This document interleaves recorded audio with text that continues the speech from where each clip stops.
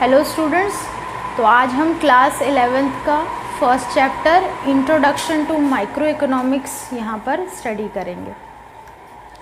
Introduction to micro economics, इसमें क्या क्या टॉपिक्स हैं, सब टॉपिक्स हैं जो हमने कंसिडर करने हैं वे हम देखेंगे। फर्स्ट ऑफ ऑल हमने ब्रांचेस देखनी है, उसके बाद हम इकोनॉमी को समझेंगे, उसके बाद हम इकोनॉमिक प्रॉब्लम को समझेंगे, देन हम सेंट्रल प्रॉब्लम्स को समझेंगे जो एक इकोनॉमी में हम फेस करते हैं। यहाँ पर हम सबसे फर्स्ट टॉपिक जो ब्रांच है, ब्रांच ऑफ इकोनॉमिक्स क्या क्या हैं। तो हमारे पास दो ब्रांचेस होती हैं बेटा इकोनॉमिक्स की, एक ब्रांच है माइक्रो इकोनॉमिक्स, एक ब्रांच होती है macro economics. Micro means smaller section, macro means larger और बिगर सेक्शन। इसमें होता क्या है कि ब्रांच क्यों डिनोट करे गए हैं, इकोनॉमिक्स में ब्रांचेस की क्या ज़रूरत पड़ी। तो देखिए, एक पूरी इकोनॉमी, एक पूरी अर्थव्यवस्था, एक सिंगल पर्सन्स को जब तक आप नहीं मिलाओगे तब तक एक पूरी इकोनॉमी नहीं सामने आएगी। एक सिंगल मार्केट, एक सिंगल शॉप, सबकी कंसिडरेशन इफेक्ट जब तक आप नहीं समझोगे तब तक आपकी पूरी मार्केट आप नहीं उसमें अज्यूम कर सकते कि वो पूरी मार्केट है, isn't it? तो इसीलिए माइक्रो के अंदर हम इंडिविजुअल यूनिट को स्टडी करते हैं। इंडिविजुअल यूनिट मतलब एक सिंगल कंज्यूमर ले लीजिए, एक सिंगल प्रोड्यूसर ले लीजिए एंड सो ऑन। तो इनका जो चेंजिंग प्रोपेंशन होता है, एक सिंगल कंज्यूमर की क्या डिमांड होगी, एक सिंगल प्रोड्यूसर की क्या प्रोडक्शन करके सप्लाई होगी, इन्हीं से रिलेट करता है हमारा माइक्रो इकोनॉमिक्स, एक इंडिविजुअल यूनिट्स को स्टडी करने वाला पॉइंट। तो इसी वजह से माइक्रो इकोनॉमिक्स को नाम दिया जाता है study of price, because it is studying the relationship और behaviour between consumer and producer. Consumer is a person who consumes goods and services. मैं, आप, हम सब कंज्यूमर हैं क्योंकि हम अपनी नीड्स को सेटिस्फाई करने के लिए गुड्स, सामान या सर्विसेज, सेवाएं हम कंज्यूम करते हैं। ऐसे ही अगर हम कंज्यूम करते हैं तो सामने उसको प्रोड्यूस करने वाला भी कोई होना चाहिए। तो producer is a person who produces goods and services. Take up example, अगर मैं सर्विसेज की बात करूं, सर्विसेज हम कैसे कंज्यूम करते हैं, हम बार्बर शॉप जाते हैं, हम लॉयर की सेवा लेते हैं, हम टीचर की सेवा लेते हैं, डॉक्टर, प्रोफेशनल जितने भी हैं ये अपनी सेवाएं ही तो दे रहे हैं, कोई प्रोडक्ट डब्बे में बंद करके तो हमें दे नहीं रहे। तो producer is a person who produces goods and services, whereas consumer is a person who consume the goods and services, and the relationship exchange value, consumer consume नहीं करेगा, प्रोड्यूसर प्रोड्यूस नहीं करेगा, तो होगा क्या, फिर एक्सचेंज तो होगा ही नहीं, प्राइस डिटरमाइन ही नहीं हो पाएगी, isn't it? मैं डिमांड करूँगी तभी तो वो सप्लाई भेजेंगे, और सप्लाई और डिमांड का जो एक कंस्ट्रेन होता है, इसी से महंगाई, मंदी और पूरी इकोनॉमी का सर्कल चलता है। तो एक सिंगल इंडिविजुअल को अगर हम छोड़ देंगे तो पूरी इकोनॉमी तक हम पहुंच सकते हैं, नहीं पहुंच सकते। इसी वजह से सबसे पहला जो ब्रांच है वो माइक्रो होता है, नेक्स्ट जो ब्रांच आता है हमारा वो मैक्रो है। अब ऐसी हज़ारों माइक्रो ब्रांचेस को जब आप ऐड ऑन करते हैं, एक सिंगल पर्सपेक्ट को ध्यान में रखते, तो जब हम ऐड ऑन करते हैं तो वो मैक्रो का कंसेप्ट हो जाता है। और मैक्रो पूरी कंट्री लेवल को डील करता है, पूरी कंट्री को डील करता है। आपने पढ़ा भी होगा क्लास 10th में जीडीपी, नेशनल इनकम, डेवलपमेंट के इंडिकेटर्स क्या क्या होते हैं, जिसमें आपने जीडीपी को पढ़ा है। जीडीपी कहाँ से आ रही है, जीडीपी का जो कैलकुलेशन है कहाँ से आ रहा है, नेशनल इनकम कैसे फाइंड करते हैं, ये सब कुछ जो कंसेप्ट आता है वो मैक्रो में। आप जो मैक्रो इकोनॉमिक्स पढ़ेंगे वो क्लास 12th में पढ़ेंगे, but for the sake of knowledge macro economics के अंदर सम टोटल होता है ऑलवेज हर एक इंडिविजुअल यूनिट का। क्लियर? तो it is termed as income and employment, इसको और एक नाम दिया जाता है इनकम एंड एम्प्लॉयमेंट। ठीक है, कि महंगाई दर कितनी है, full employment level, lower employment level, median level, so on. So हमने ब्रांचेस यहाँ पर कंप्लीट कर लिए। अब हम अपने नेक्स्ट टॉपिक की तरफ मूव करेंगे, जो हमारा टॉपिक है economy. Okay, next topic is economy.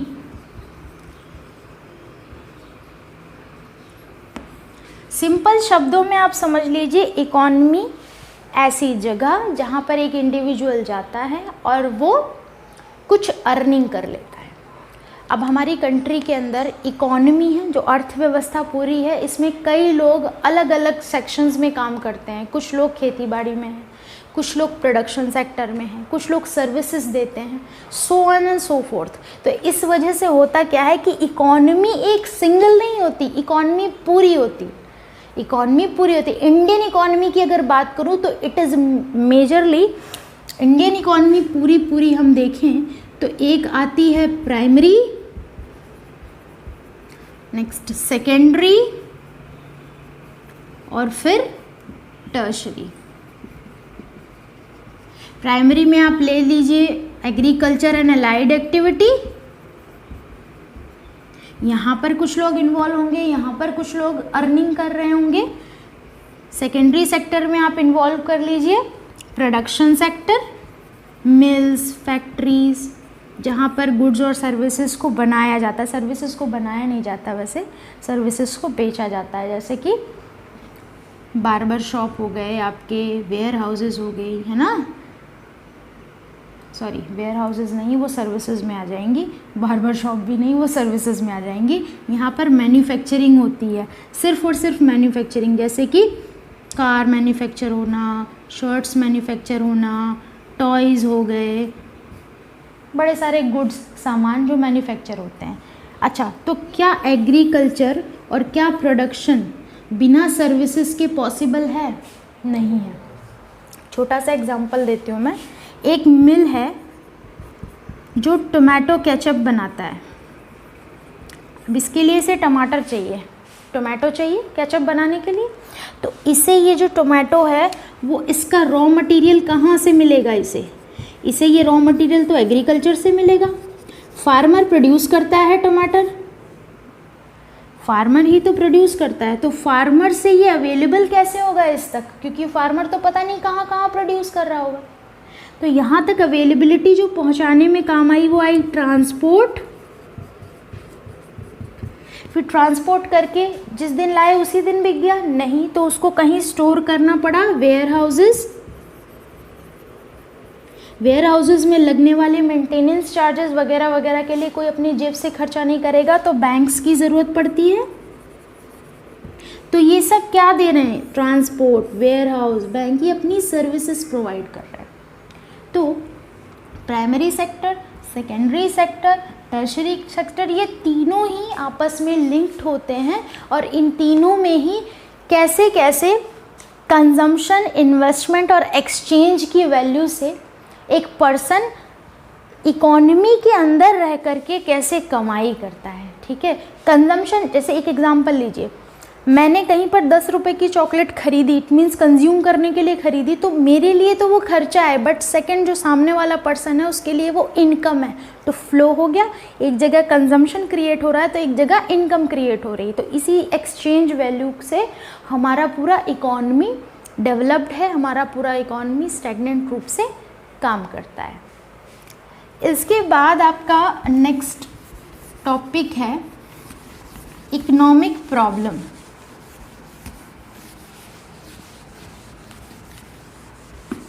Yes बेटा, आपका इसके बाद जो नेक्स्ट टॉपिक है वो है इकोनॉमिक प्रॉब्लम। इसको एक छोटे सेंस में अगर हम लें तो इसको कहा जाता है प्रॉब्लम ऑफ चॉइस।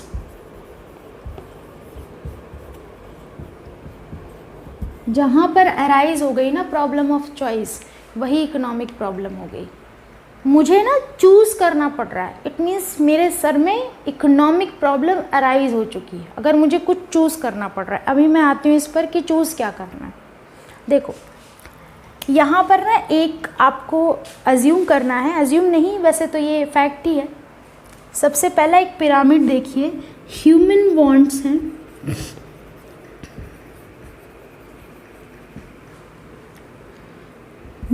मीन्स हैं अनलिमिटेड यूजेस हैं। देखो, कोई भी रिच से रिच पर्सन, पुअर से पुअर पर्सन, उसकी कुछ ह्यूमन वांट्स होती हैं और इनकी कैटेगरी है ये अनलिमिटेड होती हैं।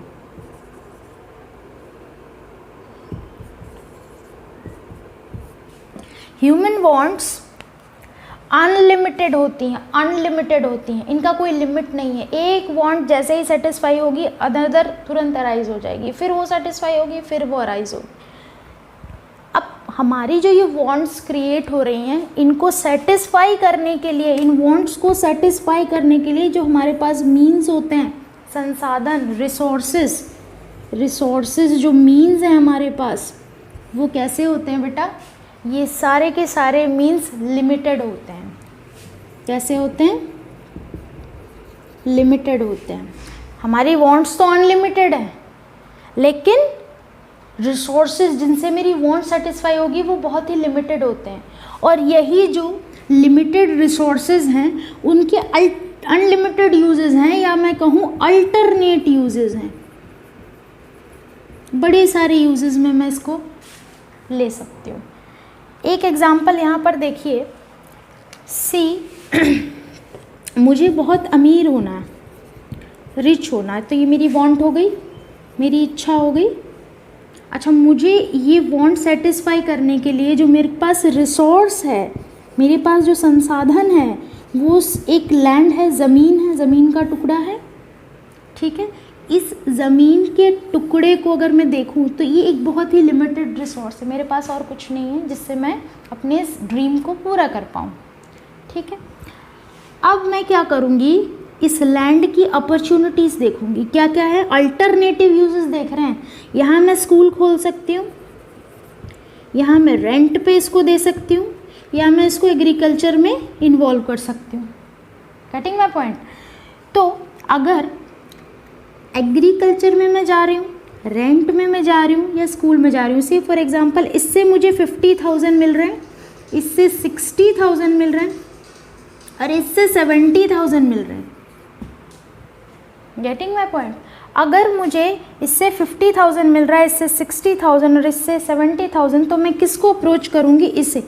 मीन्स मैं चूज़ कर रही हूँ, बेस्ट अल्टरनेटिव चूज़ कर रही हूँ, ठीक है। तो human wants are unlimited, means to satisfy those wants are limited, and those limited resources, those limited means are having alternate uses.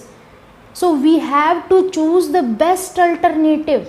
Best alternative, उसी बेस्ट अल्टरनेटिव को जो चूज़ करते हैं हम, इसी को कहा जाता है economic problem. Because at that time we have to consider, we have to rationalise our needs, कि हम कैसे न कैसे करके मिनिमम रिसोर्सेज में अपनी मैक्सिमम सेटिस्फेक्शन लेकर के आ जाए। और इसी स्टडी को, यही जो स्टडी करना होता है कि कैसे एक इंडिविजुअल अपनी अनलिमिटेड वांट्स को लिमिटेड मीन्स में सेटिस्फाई कर लेता है, इसी स्टडी को इकोनॉमिक्स का टर्म दिया जाता है। कि ये इकोनॉमिक्स में यही स्टडी ही करता है कि कैसे एक इंडिविजुअल लिमिटेड रिसोर्सेज में अपनी वांट्स को सेटिस्फाई कर लेता है। इसके बाद में आपका जो टॉपिक है वो आता है central problems of an economy, ठीक है। सेंट्रल प्रॉब्लम क्या होती हैं? देखिए, सेंट्रल प्रॉब्लम अगर मैं बोलूँ, what are the central problems of an economy, एक इकोनॉमी के सेंट्रल प्रॉब्लम्स क्या हैं? तो ये मियरली डिपेंडेंट है। अभी हमने रिसोर्सेज की बात करी, संसाधन की बात करी, हर एक चीज़ उसी पे डिपेंड है। मुझे सेटिस्फाई होना है, मुझे रिसोर्स चाहिए, मुझे पैसा चाहिए, रिसोर्स को आप टर्म दे दीजिए पैसा, ठीक है। तो ये जो प्रॉब्लम है सेंट्रल प्रॉब्लम, ये एलोकेशन ऑफ रिसोर्सेज से ही डील करता है। एलोकेशन ऑफ रिसोर्सेज से ही डील करता है कि मुझे कैसे कैसे रिसोर्सेज को एलोकेट करना है, कहाँ कहाँ पर, ताकि मैं maximum satisfaction, maximum income earning कर सकूं। तो central problem of an economy में 3 पॉइंट्स आ जाते हैं। What to produce, how to produce, whom to produce। Okay, देखो, एक इकोनॉमिस्ट होने के नाते या एक बिजनेस पर्सन होने के नाते आपको ये हमेशा ध्यान में रखना है कि आपको जो रिसोर्सेज लगाने हैं वो कुछ इस तरह से आप लगाएंगे ताकि आपको उससे मैक्सिमम बेनिफिट मिलता रहे। ठीक है, तो सबसे पहला कंसीडरेशन इफेक्ट जो हमें यहाँ लेकर के चलना है वो क्या है? पहली इकोनॉमिक सेंट्रल प्रॉब्लम क्या होती है? What to produce. प्रोड्यूस क्या करूँ? मैंने सोचा मैं कुछ सामान प्रोड्यूस करके उसे मार्केट में बेचती हूँ, तो क्या मैं मार्केट को स्टडी किए बिना कुछ भी प्रोड्यूस करूँगी और वो बिक जाएगा? कभी नहीं। तो मुझे ना टेंडेंसी चेक करनी पड़ती है पहले कि मार्केट का रुख कहाँ है, किस चीज़ की ज़रूरत है, वो मैं प्रोड्यूस करूँ और वो चीज़ मैं मार्केट के अंदर अवेल करवाऊँ। तो जिसकी डिमांड ज़्यादा है उस चीज़ को प्रोड्यूस करना, जिसकी डिमांड ज़्यादा है उस चीज़ को प्रोड्यूस करना, ये एक टेंडेंसी दिमाग में रहती है एक बिजनेस पर्सन के जब भी वो बिज़नेस के अंदर एंटर करता है। क्यों? क्योंकि उसको at the end of the day सबसे पहला ऑब्जेक्टिव बिजनेस का क्या होता है? Earning profit. तो वो कैसे न कैसे करके प्रॉफिट को अर्न करने का ही ढंग पहले देखेगा, है ना। तो जिस चीज़ की डिमांड ही नहीं है तो उसे प्रोड्यूस करके क्या करेगा? तो पहले वो कैटर करेगा उन डिमांड्स को। मान लीजिए कोई वृद्धाश्रम वाली जगह है और वहाँ पर मैं टीनेज के कपड़े बेचूं तो क्या वो बिकेंगे? नहीं। एक बॉयज़ हॉस्टल है और वहाँ पर मैं लेडीज़ गारमेंट्स को बेचूं तो क्या वो बिक जाएंगे? नहीं। तो हर एक टेंडेंसी देखिए, आप गारमेंट शॉप्स पर भी जाएं तो वहाँ पर भी आप देखते हैं कि जेंट्स के लिए अलग गारमेंट्स का डिक्टेशन होता है, विमेंस के लिए अलग गारमेंट्स का होता है, चिल्ड्रंस के लिए अलग। तो फोकस एरिया इज़ डिफरेंट। क्यों? क्योंकि वो देखते हैं जहाँ पर जिस तरह की डिमांड है वहाँ पर उसको वैसे ही कैटर किया जाता है। नेक्स्ट टॉपिक, हाँ तो बेटा हम व्हाट टू प्रोड्यूस मीन्स हमने ये देखना है मार्केट में डिमांड किस तरह की क्रिएट हो रही है, तो उस डिमांड को कैटर करने के लिए हमें वो प्रोडक्ट प्रोड्यूस करना है ताकि डिमांड और सप्लाई का गैप जो है वो मेंटेन रहे, ताकि महंगाई ना। होगा क्या? देखो कई बार ऐसा होता है कि मेरी डिमांड जो होती है ना, मेरी डिमांड जो होती है वो ज़्यादा होती है और उसके रिस्पेक्ट में सप्लाई कम आ रही होती है। तो इस केस में पता है क्या? डिमांड ज़्यादा, शर्ट एक ही है, ख़रीदने वाले 50, तो महंगाई आएगी। क्लियर है? तो इसी चीज़ को, इसी अप्रोच को कंट्रोल करने के लिए हमें ये ध्यान रखना होता है बीइंग अ बिजनेस पर्सन कि हम क्या चीज़ प्रोड्यूस करेंगे so as to cater the needs of population.